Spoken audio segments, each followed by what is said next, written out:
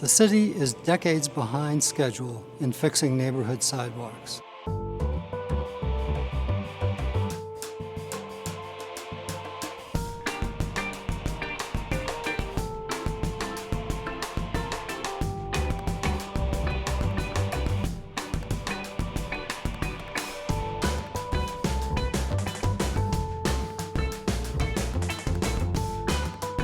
The city had good intentions when it started working with property owners to fix sidewalks in neighborhoods.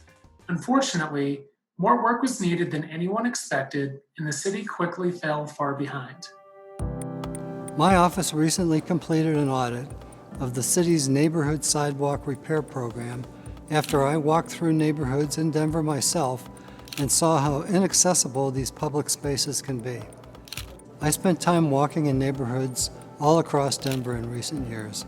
I also took a tour with community members facing challenges when using their neighborhood sidewalks in wheelchairs or while pushing strollers. In many neighborhoods, uneven sidewalks, steep slopes, broken or cracked sidewalks, or tree roots create significant accessibility issues. Public spaces like sidewalks should be accessible for everyone.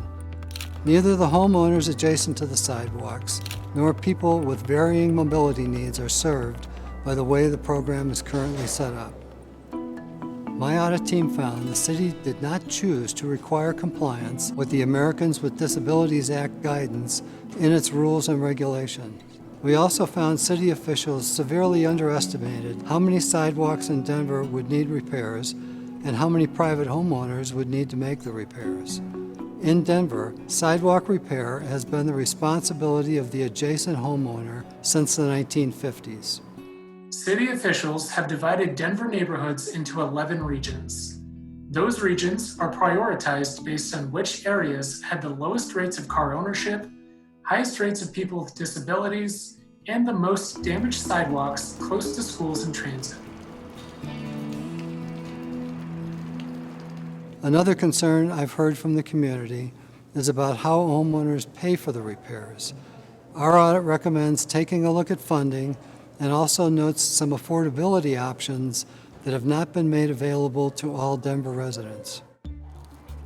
To help offset the cost of mandatory repairs, the city offers payment plans and affordability discounts for homeowners who qualify. However, property owners outside the current region in the program are not eligible for the affordability options. Officials also say they relaxed their proactive approach to avoid overburdening residents due to repair costs during the COVID-19 pandemic.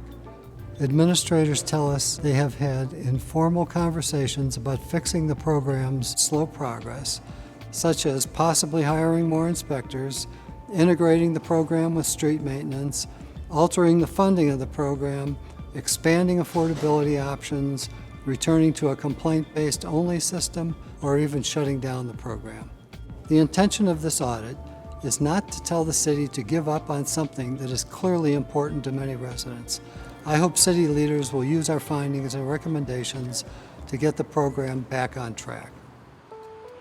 Well, that's it for this episode of Ask the Auditor. If you have a question you'd like to ask the auditor, submit it to auditor@denvergov.org, and maybe your question will be the next question we answer on the next episode of Ask the Auditor.